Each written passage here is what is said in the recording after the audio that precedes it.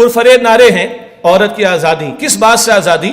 محترم عارف صدیقی صاحب نے بہت اچھا اشارہ کیا. میں صرف یہ اشارہ کر دوں بھائی کس بات کی آزادی کی بات کرتے ہیں اور کس حقوق یا کن حقوق کو دلوانے کی بات کرتے ہیں. صرف لسٹ ڈاؤن میں آپ کے سامنے کر دوں.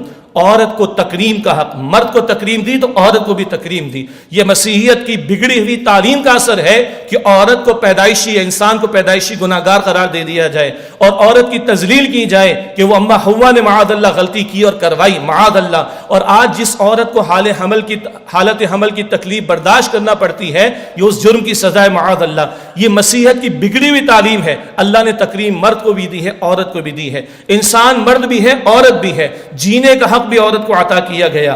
اسی طرح علم کا حق، دین کا بنیادی علم حاصل کرنا تو ہر مسلمان مرد کی طرح عورت کے لیے بھی لازم ہے. علم کے حصول کا حق عطا کیا گیا. نکاح کے بارے میں مرضی کا حق عطا کیا گیا. اگر کسی خاتون کا مرضی کے خلاف نکاح ہوا تو رسول اللہ نے 1-2 مرتبہ نکاح کو فسخ بھی قرار دیا کیونکہ وہ عورت راضی نہیں تھی اس بات کے اوپر. مہر کا حق دیا ہے، نان نفقے کا حق دیا ہے، وراثت کا حق دیا ہے، ملکیت کا حق دیا. معاش کی ذمہ داری نہیں ڈالی گئی مگر اونرشپ میں کوئی شے آ جائے تو اس کا حق دیا گیا.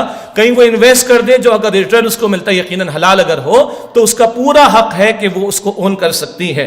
رائے دینے کا حق، حتیٰ کہ ریاست کے امور میں جب سیدنا عمر رضی اللہ تعالیٰ عنہ ارادہ کر رہے تھے مہر کی اپر لمٹ کو مقرر کرنے کا تو ایک بوڑھی اماں نے سیدنا عمر کو فرمایا کہ بھئی تم کیسے مقرر کر سکتے ہو جبکہ قنطارہ ڈھیروں کا لفظ قرآن حکیم میں استعمال ہوا. تو سیدنا عمر رضی اللہ تعالیٰ عنہ نے اللہ کا شکر ادا کیا کہ اللہ سبحانہ و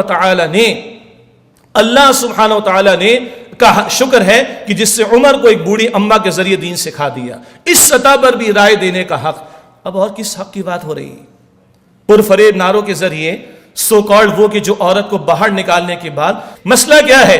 وہ سرمایہ دار جو ہوس کا پجاری اور دولت کا بت بنا کر اس کے سامنے سجدے کرتا ہے، اس نے اس ہوس کو ابھار کر لوگوں کے جذبات کو ابھارنے کے لیے اور اپنی پروڈکٹ کو سیل کرنے کے لیے، فیشن انڈسٹری تو ایک حصہ ہے اس کا، کاسمیٹک تو ایک حصہ ہے اس کا، باقی اور گنتے چلے جائیے، اس عورت کو باہر لا کر کھلواڑ بنا کر کھڑا کر دیا.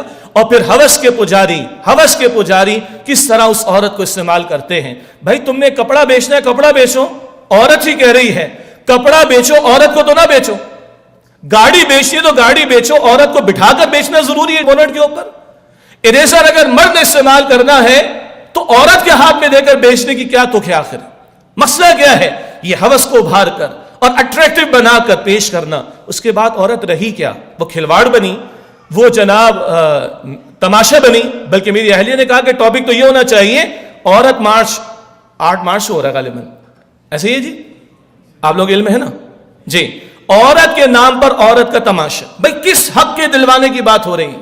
اور وہ معاشرے سبحان اللہ. میں نے ایک آیت تلاوت کی تھی ابتدا میں اور سورہ حامی میں سجدہ کے آخر میں سنوریہم آیاتنا فی الآفاق وفی انفسہم حتی یتبین لہم انہ الحق.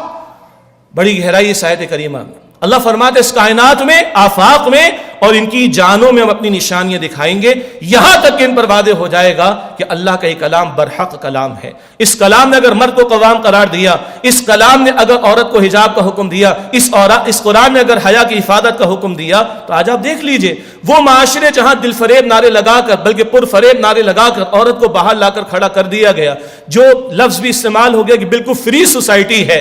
اگر ہر طرح کی آزادی کی بات کر لی تو ریپ کے کیسز کیوں ہوتے ہیں؟ زنا بالجبر کیوں ہوتا ہے؟ مسئلہ ہے کہ آخر اگر اس معاملے کو ڈسپلن نہ کیا جائے، اگر اس کو حدود میں نہ رکھا جائے تو پھر یہ ہوس کا پجاری بندہ جو ہے وہ کہاں سے کہاں تک پہنچتا ہے. وہ اس معاشرے میں دیکھ لیں کبھی 46 سیکنڈ کبھی 38 سیکنڈ اور اب شاید 23 سیکنڈ کی بات ہوگی ایک ریپ کا کیس ان معاشروں کے اندر ہو رہا ہے. آخر کیا وجہ؟ اگر یہ ڈسپلن نہ کیا جائے، یہ مرد اور عورت کے اختلاط کو نہ روکا جائے تو اتنی آزادی کے باوجود بھی کہ زنا کرنے کی اجازت ہے فری کنسنٹ کے ساتھ، مگر زنا بالجبر کیوں ہو رہا ہے؟ اس سے کہ فطرت سے بغاوت کی جا رہی ہے. اللہ تعالی ہم سب کی حفاظت فرمائے.